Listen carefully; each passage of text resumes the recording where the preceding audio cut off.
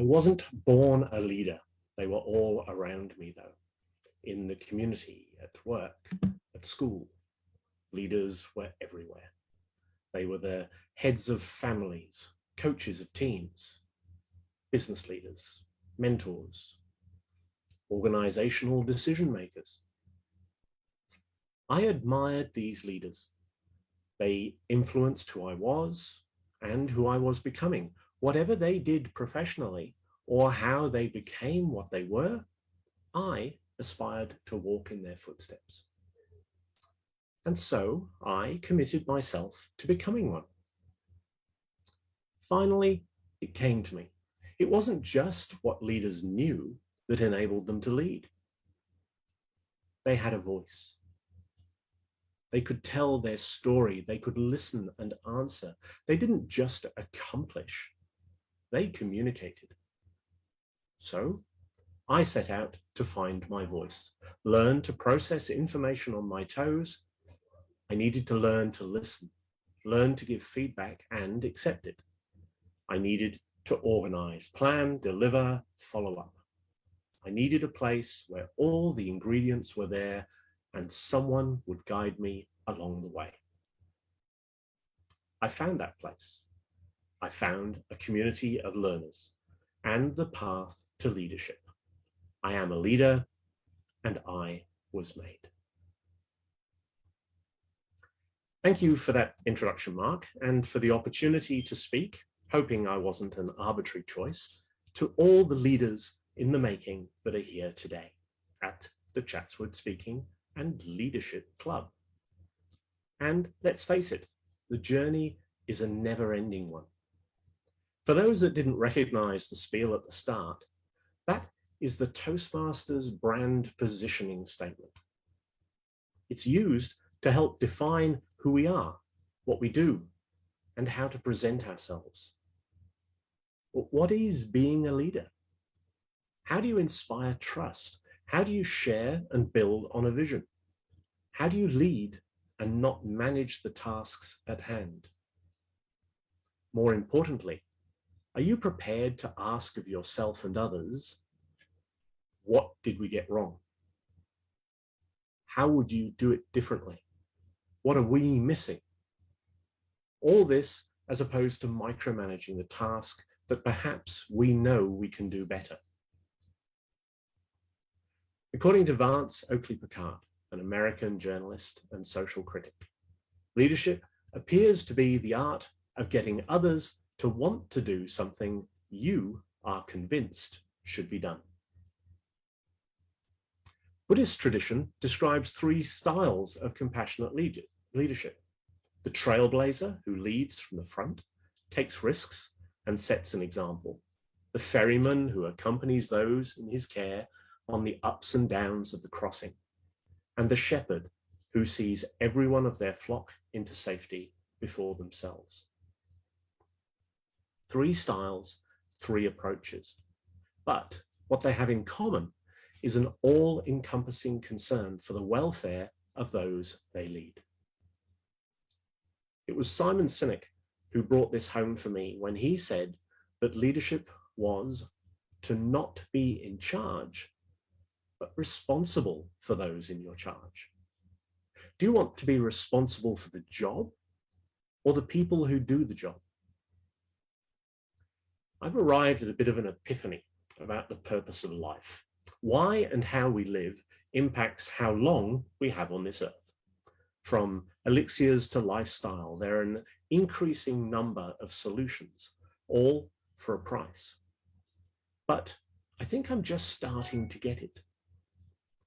The purpose of life is to serve others with your gifts and talents every day. And I'm hoping that however long you have been with Toastmasters, the one takeaway you have is that our organization is founded on the philosophy of service leadership. Service to others, and through serving others, we serve ourselves. With purpose, we enhance our longevity. But that wasn't a message you were expecting to hear, talking about club leadership. But the big questions are, who am I? Why would I lead? And why would I follow? Toastmasters teaches us through its manuals, online training, and experiential challenges about the 6 dimensions of leadership: vision and values, direction, persuasion, support, development, appreciation. These are all valid and not arbitrarily chosen. There's a plethora of books available, more today than ever, about achieving your leadership potential, that will take you through in minute detail different types of people, organizational phases, and methods. But my approach to leadership is somewhat simpler. 2 triangles, 1 morality. The top triangle, what burns within our core and gives us balance. Our emotions, how we feel, how we empathize, what makes us cry, what makes our hearts sing. Our values, how we think about ourselves, our family, society, and the universe. And our competency, the talents we have, the things we are good at, and the things we're getting better at. And the bottom triangle is a representation of just some of the teachings of His Holiness Tenzin Gyatso, 14th Dalai Lama, how to serve to the very best of our ability. Compassion. Actions motivated by anger and greed tend to be negative and violent, whereas those motivated by compassion and concern for others are generally positive and peaceful. The expression of benevolence, with compassion over indifference and wisdom over ignorance. Mindfulness, the cultivation of peace of mind, focus on what you choose and choose your distractions mindfully, with focus over distraction and awareness over automata. Selflessness, an enabler, being selfless, not selfish, and expressing confidence over diffidence. We are naturally driven by self-interest. It's necessary to survive, but we need to take others into account and not treat them arbitrarily. As the Dalai Lama said, cooperation comes from friendship. Friendship comes from trust, and trust comes from kind-heartedness. Once you have a genuine sense of concern for others, there's no room for cheating, bullying, or exploitation. Instead, you can be honest, truthful, and transparent in your conduct. And the final piece of the puzzle is integrity. What it means to keep and honor your word. Inspired by the research of Werber Erhard and Michael C. Jensen, for someone to be of integrity, the word of that person must be whole, complete, unbroken, unimpaired, sound, and in perfect condition. Imagine what your life would be like if you have done what you said you would do when you said you would do it, or you have said you are not doing it. You have nothing hidden. You are truthful, forthright, straight, and honest. And you have cleaned up any mess you have caused for those depending on your word. What if those around you operated the same way too? We need to know who we are. We need to practice the traits of mindfulness, selflessness, and compassion. We need to always act with integrity, keep and honor our word.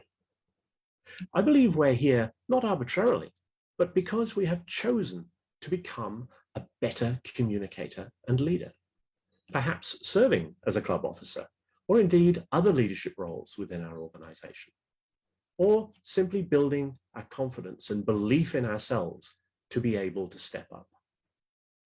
Serving as a club officer is a great responsibility and an exciting opportunity, a true experiential learning.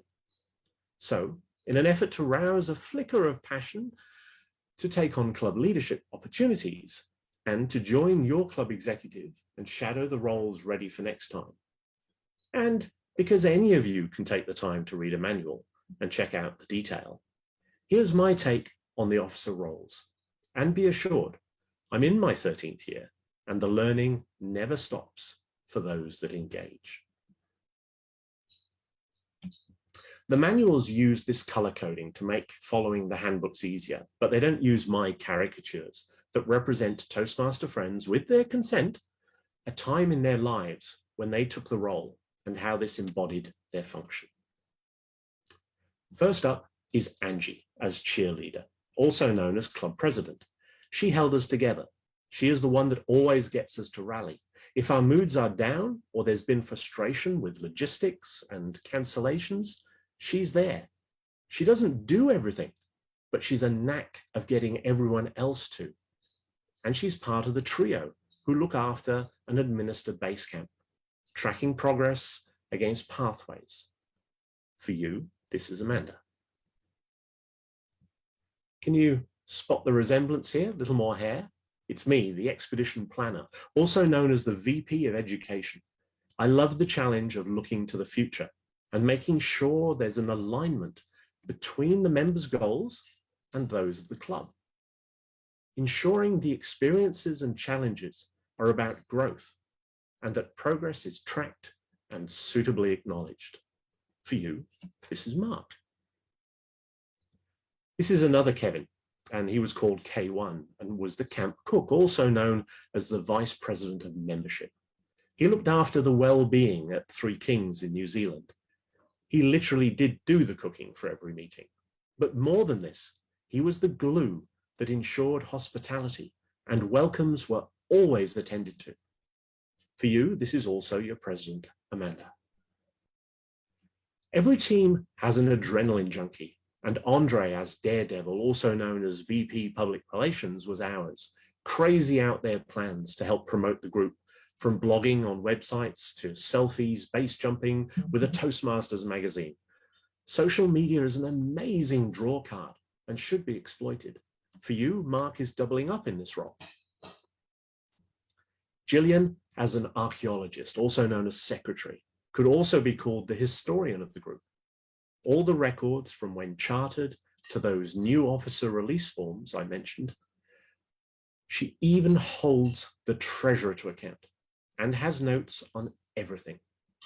She's also backup for Basecamp when the president and the VPE are off. Also at area council and the like, she's your representative. And for you, this is Kurian, who is also your treasurer. In my case, this was Matthew as the fortune hunter. He helps ensure smooth running by creating and managing the budget, chases the fees and the dues, and helps guide the club's expenditure within Toastmaster guidelines. And last, but by no means least, Adriana as drill sergeant, also known as the sergeant at arms, dots the I's and crosses the T's, makes sure everything is set up for success. She may have been short in stature, but she was an amazing motivator and very reliable. A role you've yet to fill in our virtual world is often the Zoom master. It's never too early and never too late to volunteer, especially with club elections on the horizon. As I leave you with my memento, and before I pass control back to our Toastmaster, I leave you with a quote from Darren Hardy, an American author and keynote speaker. He was also the former publisher of Success magazine. Commitment is doing the thing you said you were going to do long after the mood you said it in has left you. Mr. Toastmaster.